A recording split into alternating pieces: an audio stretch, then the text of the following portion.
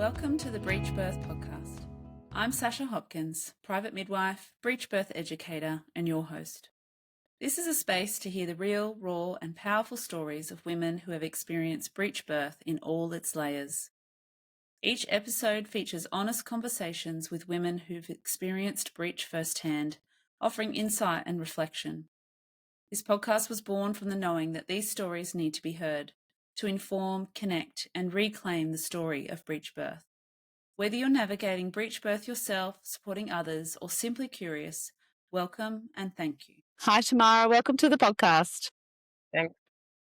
So before we jump into your story, just a couple of context questions. Where are you located? I am now located in Haarlem in the Netherlands. And what year was your breech baby born? In 2022. And how many weeks were you when you had your bub? 40 plus 3. And what sort of care did you receive in that pregnancy? I had a midwife, or actually a group of midwives that is like a collective together. And you said you had a home birth? I had a home birth. Before you jump into your story, do you want to share just a little bit of snapshot about yourself to let listeners know who you are? Oh yeah, I always find that a difficult question, like what to share, what not to share. Anyway, I am 43 years old. I was born and raised in the Netherlands. I lived most of my life in Amsterdam. I moved to the US for a couple of years, came back. I'm from a family of 3. I have 2 siblings. I have a partner who's French. We're raising our kids trilingual. I'm a trainer in nonviolent communication. And before that, I worked as an architect, totally different field. I'm a very creative person and care a lot about the earth and the environment and connection between people. That's my focus in life. Yeah. Perfect. Thank you. So you mentioned to me before that you've had some babies before your breech baby. Do you want to just give us a little snapshot of each journey just before we jump into your breech journey? Yeah. So my first baby was born in 2019, a boy. He was born at home. That was planned home birth. It was a stargazer, so it means that his was turned to my back instead of the other way around. But that didn't bother me. I didn't have any pain killers or it was all hands off birth in a bathtub. It was actually really exactly what we had planned. Also lotus birth, we kept the placenta on for a week. It was like ideal picture what we wished to do. He's 6 now. It's a very special kid. He's in special education also. He's one of a kind little boy. And then I had another pregnancy about 1.5 years later that ended at 15 weeks. That was an unplanned pregnancy and also obviously an unplanned ending of the pregnancy. And that was very intense, especially for my body, because I lost blood and I needed to recover for about half a year. First month I couldn't lift my son up. It was quite an intense experience. Then and then my third pregnancy, that was a planned pregnancy, and that was the breech, what turned out into a breech position. And now I'm pregnant of my fourth pregnancy, my third child. If everything goes well, I'm 27 weeks today. And I am actually unsure what I want for this one. And that also has to do with the complexity of the birth that we're going to speak about. Yeah. Yeah.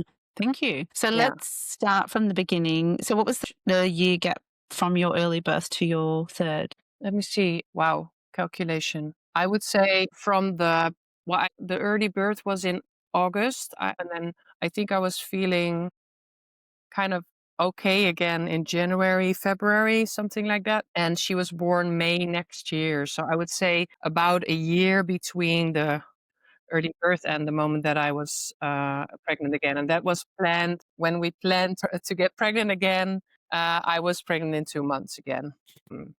So, yeah. And so you've touched on a little bit around the care over in Amsterdam. That's pretty much standard with midwifery care, and it's fully funded. It's just a standard of care over there, and only if you've got health issues, you would go see a doctor in a hospital or a private doctor. What would that look like? Yeah, so there are midwife, how do you call that? Like offices. It's not really an office. So when you go to midwife here, they usually like a collective. So there are 3, 4, 5 midwives together. They have a space that looks more like a living room than a hospital. They don't wear hospital clothes. They're just wearing their regular clothes. And that's where everyone starts. No matter what your wishes are for the birth, everyone starts with a midwife. And then home birth is very normal in the Netherlands. Not everybody wants it. Some people want to give birth in the hospital, but you have a choice. And only when it really becomes medical or there's some reason to go to the hospital and prepare something specific, only then you're going to speak to a gynecologist. And there are no other doctors usually involved unless you have like, very specific medical stuff going on. But it's mostly midwives. Yeah. Everything is funded. Yeah. Yeah, we need that over here. And so if you're pregnant, do you then reach out to the midwives? You can just Yeah. self-book in that setting? Yeah, okay. Yeah. You just And call how them up. soon do they see you? That's a good question. If I remember well, the first ultrasound, if you want that, is around 9 weeks, I think. And they also check with you if you want to see them earlier or not. If you have experience with miscarriages, and they often like to speak with you earlier to make sure you're doing well because there's a lot of fear often, and they give attention to that. And it also depends on your age, how often you see a midwife. I have noticed now, because now I'm 43, all of a sudden things change because I have to go much more often. They want to see me much more often. And it's always a choice still, it's just something they recommend. So they're not pushing you too much. It's more like, are you comfortable with coming to see us a little more often? Yeah. Great. That's good. That's how it should be. Yeah. Yeah. And so did you choose to have any ultrasounds and any blood tests or anything in this pregnancy? Yeah, I did. The ultrasounds mainly because when I had my early loss, I didn't do an early ultrasound. And it's possible that they would have already noticed something that I didn't notice because my body just felt like it was fully pregnant. So yeah, with this pregnancy, I wanted to just know from the beginning if everything was okay. I'm not usually a person that's very afraid of things, but it's just been a really intense experience to lose that pregnancy, and it's just helpful to know what's going on sometimes. And now, for example, I'm pregnant again and the placenta is all the way in the front, so I don't feel the baby moving a lot. And I'm not used to that either. So I'm like, okay, I like to listen to the heart sometimes just to know that everything is okay. Well, now I can start moving a lot, but in the beginning, it was very different. And in your pregnancies, do you get sick at all? What do you like overall in general? They were all very different. I do get sick. So the first one, I was sick until about 20 weeks, but only in the morning. So then I would just be super sick and throw up. And then the rest of the day, I would be actually fine. And with my early birth, I wasn't sick at all. So looking back at it might have been a sign, but I don't know. I was not at all sick. I was extremely tired and all the other stuff that happens, but I was not nauseous. And with my daughter, the third pregnancy, I was sick until 13 weeks. And I do remember that was like all day, but not at night. And with this pregnancy, I have actually been sick until now, every day and night. And it's way less than in the beginning, but I also got medicine for it at some point because I was only able to, until like 15 weeks or so, I was only able to eat soup and I don't know, even just water didn't stay in. And my body was really getting really low in energy, and it was just not really gonna be healthy to stay like that for the rest of the pregnancy. So then the assistant of my GP, I called her for some totally other reason, and she was just randomly asking me, how's your pregnancy going? And then I said, well, pregnancy's going well, but I'm super sick. And then I shared with her a little bit, and then she recommended me this tablets that I could take. And so that's what I'm still taking. And ever since I can actually eat normally again, and I didn't throw up so much anymore, but it's been really intense, this one. And I'm assuming most of your appointments were at this clinic or midwife space. Towards the end, did they come to your home for visits? No. Not at all? Do they do like a home visit or anything like to plan for the birth? No. Interesting. So the first time they No, come to your house is when you're in labour? yeah, Wow. yeah. Yeah, what they do speak through everything, like what it looks like, and I mean, officially they should have like an accessible bed, and you shouldn't be on the second floor with your apartment and all that kind of stuff. But in reality, they are really going with you. With my daughter, with the birth, we're going to speak about more. I was living on the second floor in a really small apartment with a bed that was actually kind of high. And I mean, I wasn't planning to give birth in the bed. That's not really my cup of tea, um, but they didn't really make a big issue out of it. They're just really respecting what your wishes are, and not making you move into all sorts of difficulties just because they have these rules. So they're quite flexible. But I also have to say, I lived in Amsterdam. Amsterdam is not like the rest of the Netherlands in my experience. So I don't know how it is if you go to the east of the Netherlands and you're in some kind of little farmer village and you have a midwife there, if they are as open-minded. I know that in Amsterdam and where I live now, they are more open-minded usually to that kind of stuff. So I can't really speak for the rest of the country. That's great that they adjust. I was thinking, well, I like to do the first team meeting to know where the towels are and where are your pots Yeah. and pans if I have to heat up water, so I'm not having to search for everything in the moment, get my No. bearings. So we have something in the Netherlands that we call kraamzorg, and this is someone. It's a little bit like, well, not all of them, but I have a natural one now. Is more like a doula, so it's like a postpartum doula. But they're not really doulas because they're not all have that same awareness that doulas have usually. So there is also a funded care after the birth here for about um, 6 hours a day for the first 10 days. And those Wow. people are usually also at the birth. So if you give birth at Yeah. home, most prefer to be there when the birth is happening. And they are the ones that come over to your house, make sure you have everything. They are the ones that when the birth happens, midwife can really be focused on you and they can move around towels, whatever you were just naming. They are usually the ones that are doing that part. What did you call them? Kraamzorg. So the kraamtijd, that's actually the postpartum time. Let's say the 10 days after in this case. Zorg is care. So care for the postpartum care, basically. And everybody has a right in Netherlands. I think every woman that gives birth gets 60 hours funded, something like that. Of Wow, that's postpartum care. incredible. We Yeah. need that too. Okay. Yeah. Then you have like some of them are really, I don't know, natural and aware of following the mom and the baby. And I've also had one that was like pushing, timing, breastfeeding. I mean, you can see it in my face, not really my thing. So if you have a bit of an old-fashioned one, you get a different treatment. But I found one that works, how do you say that? By herself, so not in an organization. So Yeah. she does her own thing and we really totally attuned. And so I'm really happy that I found her. Yeah. Because every time it's a new moment, a new place, and often they're booked. So you have to be really quick. And once you know you're pregnant, you have to go So kind of. it's like they're harder to get than the midwives, and you've got to align with them more than, yeah, wow. That's amazing. And they are the ones that are coming to your house, usually once or twice before the birth. All right, I've gone off on a little bit of a tangent there, but just learning all the things.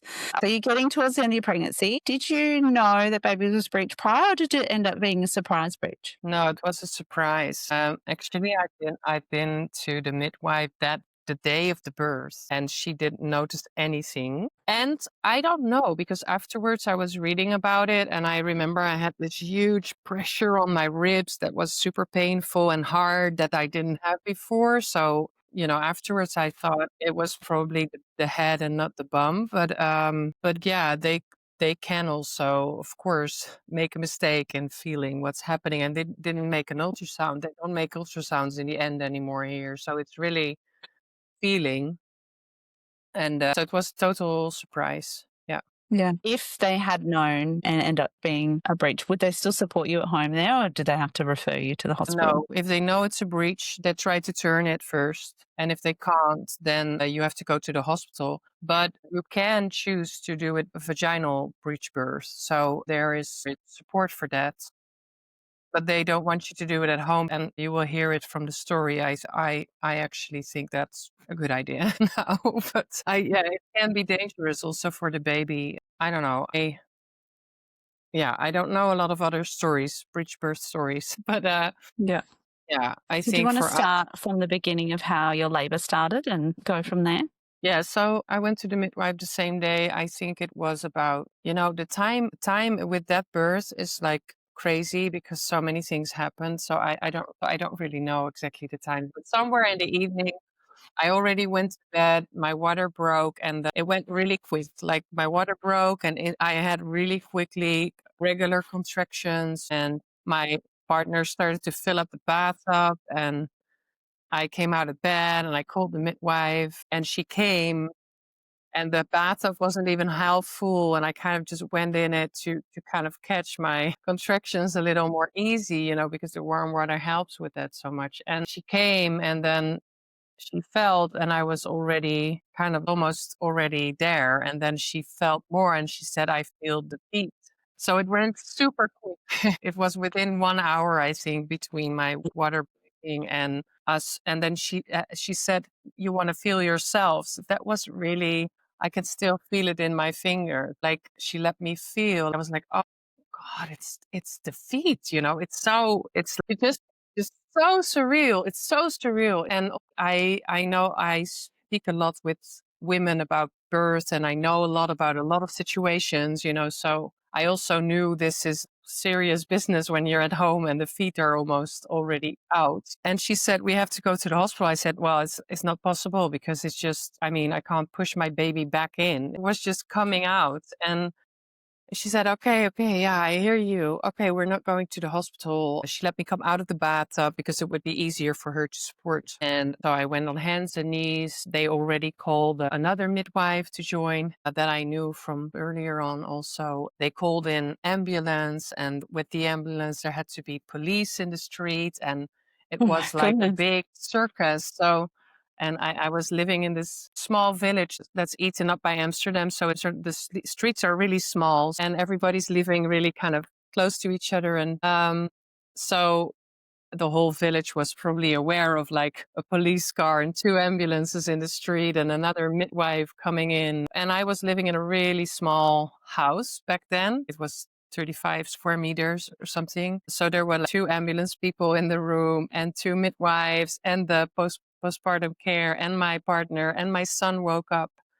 He was sitting on the couch and enjoying the circus. And I was on the floor on hands and knees. And then she came out, like she came out already. And that was a tricky part because most midwives that do home birth, they don't have a lot of experience with breech birth because, that's usually something they do together with a gynecologist. But of course, we weren't in a hospital, so they had to call the gynecologist. So the gynecologist went on the speaker.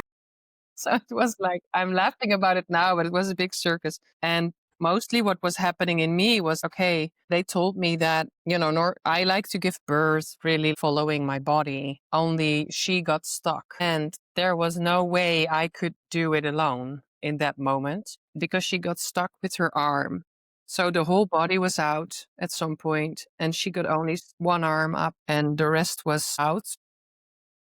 And they try to kind of move her. But the scary thing is what I understood later is like once you touch the body, the baby thinks it can start breathing. So they were afraid that if they would touch the body, she would start breathing, and she would start breathing inside, and she would not be able to get oxygen. Yeah. So I kind of switched from following my body to following the cues of the midwives and the gynecologist. And in a way, it's miraculous because I didn't panic at all. Really, it was like, okay, this just needs to be done. And we are doing it together with the women that are here. And I was able to really be focused and be in the moment. And yeah, and just work together. It became a collaboration rather than me following my body. So then they had to actually break her arm in order to get her out because they couldn't, they tried all kinds of stuff, but it wasn't working.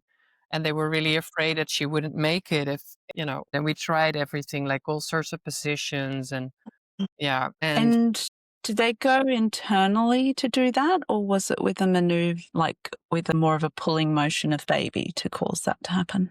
I am not 100% sure, but what I remember is that I kind of pushed her a little bit back so that there was a little more space Impact. Yeah. and kind of forced her arm. And with that force, they didn't know that they were going to break it, but they just had to force it, get her arm.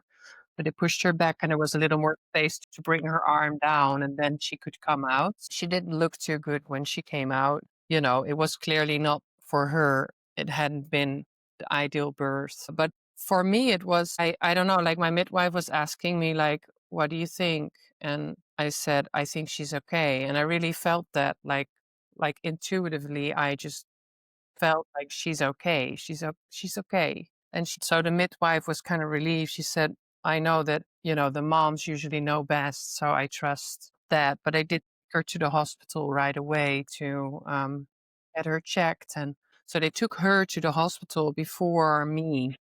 So you didn't stay together. Okay. No, because the placenta needed to come out still. And it just, like the whole lotus birth thing we did with my first was just cut and go. And so my partner went with, but my partner quickly brought my son to the neighbor while they were putting her in the ambulance. My partner went with, and then I went with the midwife once I was ready to the hospital. And then they took care of her there. They were afraid that she had a oxygen loss because about 15 minutes, I think, that she was already kind of hanging out Okay. until she was fully out. Potentially, she would have had oxygen loss for that whole period of time, but they didn't know to not touch her so that she would have baby still thinks that it's inside, and then everything's kind of okay, but they don't know what could trigger that or Did they have to do chest compressions for her or just breaths or both? no, that she was breathing when she came out. They Okay. just didn't know that she just didn't know, what happened in the 15 minutes that basically her body was out and her head was still in with her arm. So they recommended to do this therapy where they cool down the body, which is they slow down the processes in the body. And this kind of prevents any possible oxygen loss to create damage in the brain. We had to quickly decide. Like they asked us, "Do you want to do that?" We do recommend it because we just don't know what happened. We just want to make sure. So we had to sign papers quickly to approve, and then she was moved to another hospital again with the ambulance and put into intensive care. But I was super lucky because they just had built, they call it kangaroo rooms in that hospital. So I could stay with her in the intensive care. I couldn't touch her, unfortunately, because of the therapy they were doing, but they gave her my breast milk through the thing and I could touch her, hold her hand, be next to her in the intensive care. And I could sleep also in the intensive care. So that was really, I feel really lucky that I had that opportunity because I know women that are just in some kind of other area in the hospital far away from babies. And for me, I could go see her, sit next to her anytime I wanted. So that was really sweet, but I couldn't breastfeed her. So that was really sad. And also, it's just such a different beginning compared to my first, where I was just in this bubble, never had to the house, feeling from the start, really having this super closeness all the time, which I didn't have with her because I couldn't hold her. I wasn't allowed to hold her. So for about 6 days, I wasn't able to hold her or breastfeed her myself. Okay. When she was in ICU, did she need breathing support in that setting or she was just there for the cooling? Yeah, she had breathing support, but the breathing support was not so much because she wasn't able to breathe by herself, but it was because so they cool her down, but the cooling down is super uncomfortable. So they gave her medicine to not feel the pain, and also for her broken arm that was still healing. Okay. And because of that medicine they gave her, sometimes babies can kind of stop breathing, but that is related to the medicine, so they didn't wanna take that risk, so then they gave her breathing support, and after day 5, I think they slowly start to warm up the body, and then at some point, they take off the breathing support, and at some point, she could, drink with me, and then actually, I started breastfeeding, and she was okay with that. She just started right away. So that was also really, really great that after 6 days not being really connected to me, she still kind of naturally understood, uh, breastfeeding. So, that was a relief because we didn't know what was gonna happen, but there was a lot of support for that. There was a lady that came to speak to me about breastfeeding and about what might happen or not and how I felt about it, and really a lot of support. So, and once we were home, it was probably 9 days after the birth or something, so we were in the hospital all that time. How far was that hospital from your home? I think about half an hour drive. Okay. Yeah, and my son was really upset about me not being there, so one night I decided to go home and stay there, but it was really like me being torn because it's like one baby is in the hospital, my other baby is at home. But whatever decision I make, I'm leaving one or the other. And Yeah. until that day, my son had been with me. I didn't leave him for one night. He was 2.5. I didn't leave him for one night until that moment. He was always with me. So that was a big impact. Not really something I hoped for. No, it's Yeah. a massive contrast to that first experience that you had. Yeah, really big contrast, yeah. Just around the breech stuff, because I teach breech. So I'd just like to jump in and just clarify some things for the listeners in regards to like touching a baby. I know that was a big thing, hands off the breech for a while, and they are trying to change, particularly Breech Without Borders. They are trying to change that now, that if a baby needs to get out, basically, then touching is better than not. And so that hands on is okay when it's needed. Yeah. And with all babies, they have breathing reflexes around their mouth. So when they hit the air, that stimulates them to take a breath. So that in itself, yes, sometimes they can get little air pockets if it's just their head inside, but that's even more reason to expedite the birth, basically, because baby's now thinking, oh, I need to breathe. And I just wanted to explain for people listening, you mentioned about how you baby pushed, they made more space. So I commonly call that disimpaction. So pushing baby inside mum slightly, because what's happened is baby's arm at the front of your body has got caught on the pubic bone. So it's like a reverse shoulder dystocia, I guess is the best way to kind of describe it. And so when we disimpact or push baby inside, it relieves that tension of the bone on bone. And what we would actually encourage to do is then rotate baby into a anterior position so that baby's back is to mum's front. And then that can sometimes release the arm, or we have to rotate all the way to the other side and back to center. And for your situation, sounds like they disimpact and then they use their hands to kind of scoop that arm down. And even with the shoulder dystocia, sometimes the arms can get broken when we're trying to get a baby out. And I can imagine at that point, the midwives would have been quite stressed to save your baby. Yeah. So I just wanted to clarify that. So it's explained a little bit about the mechanics and what's actually happening physiologically in the body and the way that they move. And just to clarify, based on the research, about 30% of breech babies require hands-on support at birth. And we don't know which ones they're going to be, which is why it's important to have a skilled person attending the birth, which is why I believe all midwives should know how to do that, because we do get surprise ones. I've had 2 of them, and we need to know what to do. Yeah. Yeah. Thank you. Thank you for sharing that. It's intense, very intense, and I appreciate your time to share that with us. Yeah. Yeah. And my midwives were obviously not prepared for it because we didn't know. So I think it was also their knowledge came to the point that they knew, okay, no touching until we know what to do. And I think mostly in this instance, they waited probably because they really wanted to hear from the gynecologist what to do. I imagine that in the hospital, the gynecologist would have instantly just, done it. And with her experience. So, yeah. Yeah. Which is great. It's better to get that support then touch and potentially cause damage. So they took the right steps. I'm sure the time frame of getting the doctor on the phone, making that call and deciding, no, actually we do need support, it would have felt like an eternity trying to organise that. Yeah. So she latched, she breastfed beautifully. What did your postpartum look like? How soon did she get to go home after being in the hospital? I think it was 9 days, if I'm correct, after birth. And so you had that postpartum care, the Kramschul. I'm probably not pronouncing that correctly. Yeah. Well,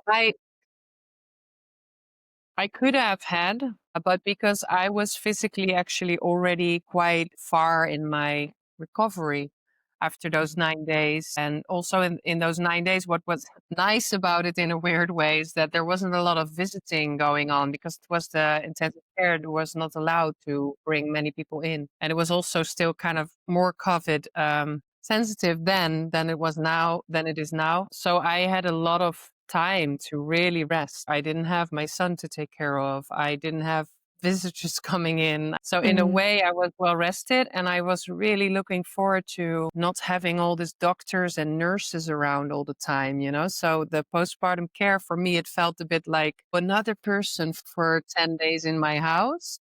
So we decided not to do that anymore. And, you know, we only had our son, and my partner was at home those first days, and it was actually quite doable. And I was really looking forward to not having strangers, you know, around me anymore, because that was intense in the hospital. I really had to communicate boundaries quite regularly about people just walking into my room. And I don't know, I even had an experience where a doctor came into my room and she actually was mistaken me for another woman, and she started speaking to me, and I said, that doesn't sound like me. I think you're in the wrong room. It was crazy. And at some point I started putting notes on my door like, can you please knock? Because I was not the patient, you know, my daughter was patient, but I was just there to support my daughter, and I didn't feel comfortable with all those people around all the time. So when I came home, I said, no, I don't want a stranger. Like, she's not really a stranger. I saw her before, but I just felt like, no, just us, our Just family. want the peace and quiet. Yeah. Yeah. And my daughter was doing great, and everything was going well. I didn't feel like I needed extra support. The midwife came to visit because that's what they usually do. They come to visit afterwards again and then speak through about what happened. And How long do they see you for, the midwives there, after the birth, I mean? well, it depends a bit on the birth also, you know, like what happens and what you need and what you're also want yourself and whatnot. But they come they come for sure one time to visit after the birth, usually like 2 or 3 days after the birth, or to just check in with you. And if you want, they can come earlier, you can ask for it. And then they ask you to come over to their place when the baby's like 6 weeks. And that's really just to kind of round up the process with the midwife, because then we have more like it's not a pediatrician. It's like there's another place where you can go if you want your baby to be checked. And also that's optional. Everything is optional, you know, everything is like a choice, but it's all funded. So And how did she go with her arm healing? Did that make breastfeeding difficult? no, it was Yeah. amazing. I think 4 days it Mhm. was here. Oh, It's wow. That's amazing. very quick. Yeah, yeah, it's amazing. I mean, it's known that the younger you are, the easier things heal. So for babies, it's like the ultra quick way, you know. And so it was super quick. Now she still speaks about it sometimes as if it's like a really cool thing that she broke her arm when she was born, you know. Yeah. And for a long time, she was always pointing at the right arm. So that was also interesting for me, like as if she really remembered, even if it was just the first 4 days. Because she's now 3.5. So maybe until a year ago, she was always showing me the right arm. That was magical to me. Really, that she really remembered. But yeah, she speaks about her own birth with this big smile, and she doesn't seem to I don't have a sense that there's something alive in her around that, but I did care for that a lot. I went to, because her birth was so intense, I went to, I think it's called an osteopath. I don't know. It's, Yes, yeah. Like works with the muscle. yeah, if there's any stress in the body left or something. And I know that woman really well. And she works a lot with babies, specifically with babies. And she said, the earlier you come, the better. And I already knew that from like past experience with friends that took their babies there. And so that was great because I was informed. So I could take her there really early on. And then she said, no, she seems to be really fine. And she didn't notice that it impacted her that much. That was a relief for me. And I never noticed anything with her around that. So, because I'm also really aware of childbirth trauma, and I don't know, she seems to have fully accepted her own birth somehow in that sense. Great. That's good. Do you know if you have any family history of breech on your side or dad's side? No. Yeah, no, I mean, I don't know from the whole family, but I actually think that nobody in my and I have a really big family. I mean, like really big with cousins and all of that. And I actually think that nobody ever had a C-section in my whole family out Wow. of like 40 cousins from both sides together. So, and then my mom, she vaginally with all three of us, no complications. So my partner, he has two older kids and they were both breech. But that was Ah, okay. because his previous partner had a heart shape. Yeah. Back on your uterus. Yeah. Yeah, exactly. But with me, they didn't really notice anything like that. But I do have now, and with my first one, and also with her, always a lot of space left. Yeah. Somehow there's a lot of water, and so there is space to move still until the end. And I guess that impacts it. Yeah. You said you're pregnant again. Having that or having the experience that you've now had, would you do anything differently this time? Well, we're gonna do ultrasounds until the end because Yeah. I want to make sure that she's not. This is a girl as well, by the way, but we just want to make sure that she's also not doing some kind of salto, looping, whatever, and the last day. That's one thing. And I don't know. I didn't really decide yet whether I want to stay at home or go to a hospital, but we live super close to a hospital now. We live like 6 minutes drive from a hospital. So I didn't really decide yet what I want. Even if it's head down? Yeah, well, if I'm sure it's head down, then I think I would want to do it at home. I have this imagination that she will come out like crazy quick. I don't know why, but I just Yeah. have this imagination that it might be half an hour, you know. Yeah. Um, Well, your last one was pretty quick. yeah, exactly. Yeah, but that was fever. So then I'm also like, I don't know, is it easier or not? My body already knows, so it's potentially quicker. And also this pregnancy is a little different because I've been sick so much and I'm tired a lot and I'm a little older, which I noticed that in my mind it makes me a little more insecure somehow. They're doing more tests or they want to do more tests and checkups when you're older. One hand I appreciate it, the other hand it brings fear.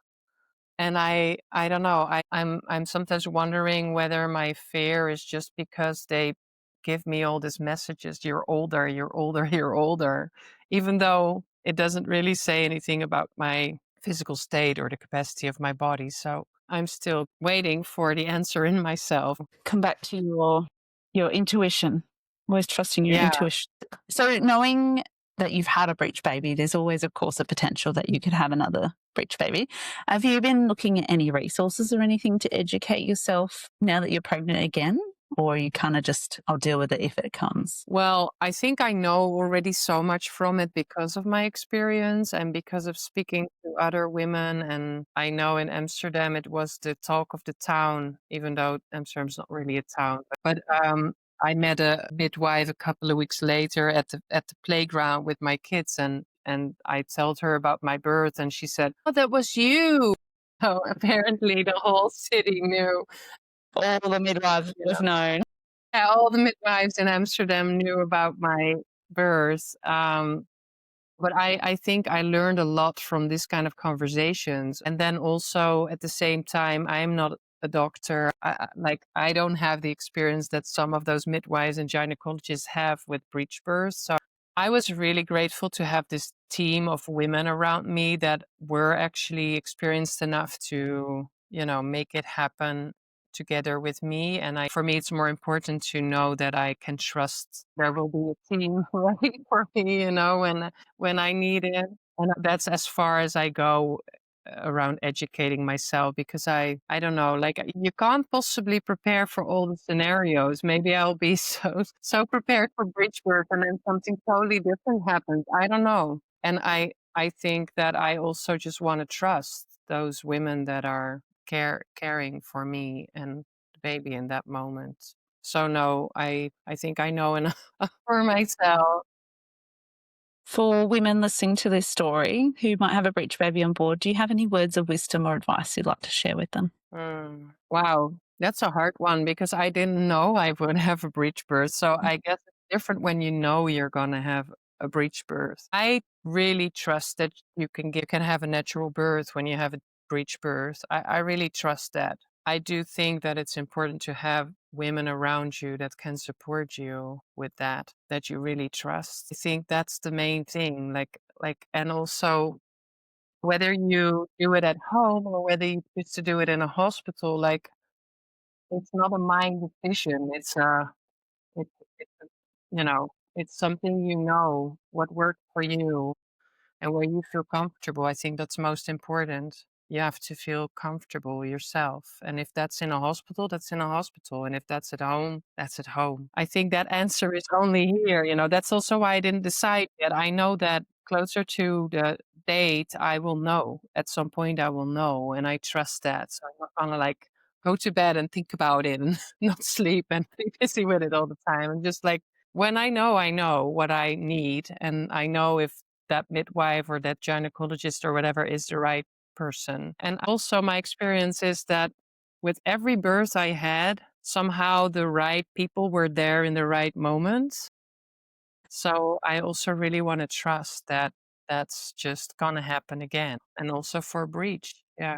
Amazing. Thank you so much for sharing your story. It's been amazing. And I've learnt a lot about the Netherlands and how things work over there. It's very interesting to hearing in different countries how it all flows.